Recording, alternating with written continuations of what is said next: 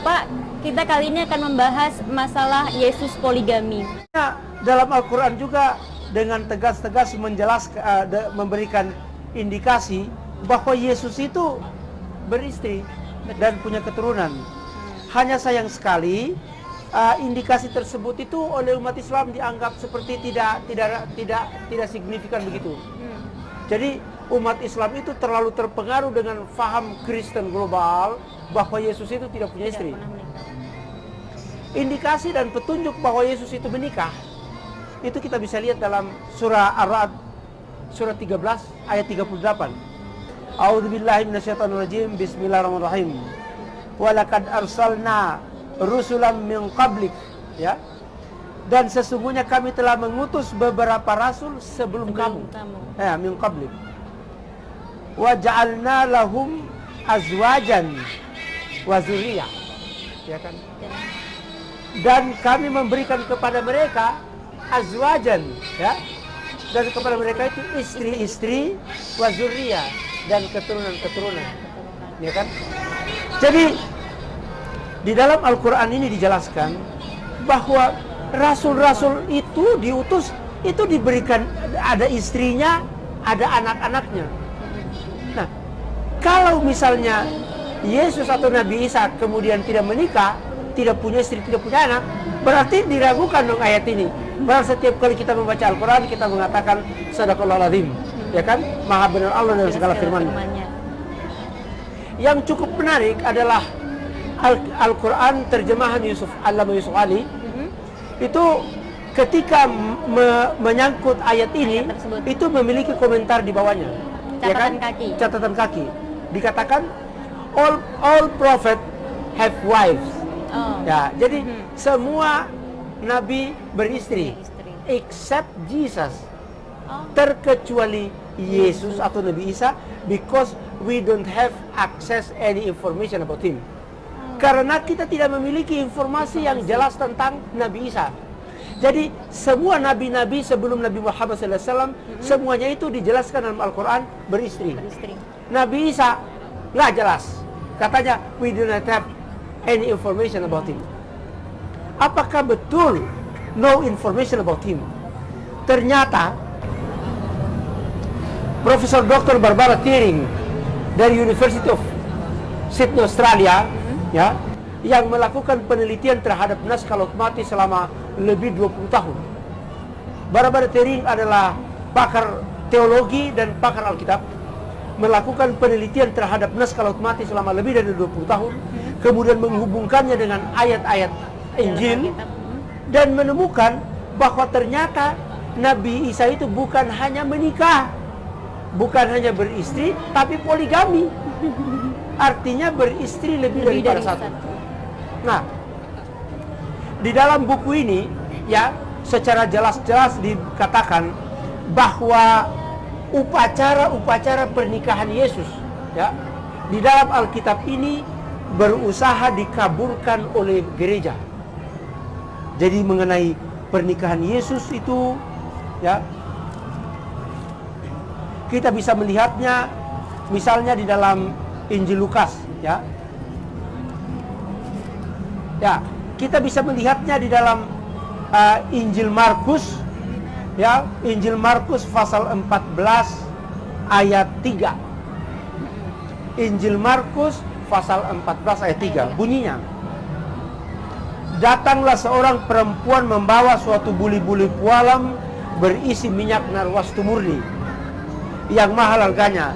Setelah dipecahkan leher buli-buli itu, dicurahkan minyak itu ke atas kepala Yesus. Kemudian di dalam Injil Lukas kita bisa melihat juga di dalam Injil Lukas pasal 7, ya, pasal 7 ayat 37 dan seterusnya. Di situ dijelaskan Maria Magdalena, ya, membawa sebuah buli-buli pualam berisi minyak wangi. Jadi ini ada di dalam Injil Markus, kemudian ada pula di dalam Injil Lukas. Sambil menangis ia pergi berdiri di belakang Yesus. Jadi sambil berdiri dia membawa minyak narwastu ke belakang Yesus, ya kan? sambil menangis pergi berdiri di belakang dekat kakinya, lalu membasahi kakinya dengan air matanya dan menyeka dengan rambutnya. Jadi dia menyeka dengan rambutnya, kemudian mencium kakinya dan meminyakinya. Upacara seorang perempuan membawa minyak wangi, kemudian menuangkan ke rambutnya, kemudian menyium ke kakinya. Ini adalah upacara pernikahan bangsawan Yahudi. Oh. Ini. Jadi peristiwa ini adalah setelah dikupas, kita bisa melihat dalam Kidung Agung.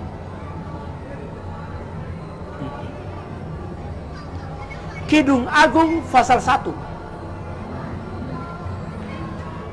Kiranya ia mencium aku dengan kecupan, karena cintamu lebih nikmat daripada anggur, harum bau minyakmu bagaikan minyak yang tercurah. Tadi Maria Magdalena datang mencurahkan minyak dan mencium Yesus. Ini adalah upacara pernikahan bangsawan Yahudi. Nah, di dalam Injil ini disembunyikan. Seakan-akan peristiwa ini peristiwa bahwa Maria Magdalena ini adalah perempuan berdosa datang meminta ampun kepada Yesus. No. Itu adalah perbuatan gereja yang berusaha menutup-nutupi kenyataan atau fakta sejarah bahwa Yesus sesungguhnya menikah di Kanaan. Di mana dia menikah? Di Kanaan. Di mana buktinya? Dalam Injil Yohanes dan Markus ya, Pak. Di dalam ini apa namanya, lebih jelas lagi dijelaskan di dalam buku ini oleh Profesor Dr. Barbara Thiering, mengatakan bahwa the account of the marriage of Jesus with Mary Magdalene lies very close to the surface of the gospel narrative.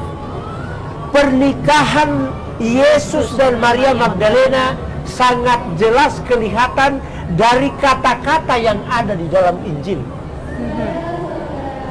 Maria Magdalena datang meminyaki Yesus dan menciumnya. Itu upacara pernikahan. Tidak ada orang datang mencium laki-laki di Yahudi itu dihukum mati. Hukum mati. Perempuan yang mencium laki-laki yang bukan muhrimnya harus dihukum mati. Loh, kenapa ini tidak dihukum mati? Karena Maria Magdalena ini sedang menyelenggarakan upacara pernikahan dengan Yesus. Ini yang selanjutnya, setelah Injil keempat, Injil Matius, Injil Markus, Injil Lukas, Injil Yohanes, ini seakan-akan bungkam tentang pernikahan ini. Ternyata Gnostic Gospel, Injil Filipus menjelaskan bahwa memang Yesus, Maria Magdalena ini adalah pacarnya Yesus. Pacar. Saya bacakan. Di dalam buku ini saya jelaskan, saya kutip dari Injil Filipus. Sayang, Injil Filipus ini ditolak oleh gereja. Mengapa ditolak oleh gereja? Kalau gereja menerima Injil Filipus, maka mereka harus menerima bahwa Yesus sebagai anak Allah, ini sebagai Tuhan, punya istri dan punya anak, berarti ada anaknya Tuhan, ada cucunya Tuhan.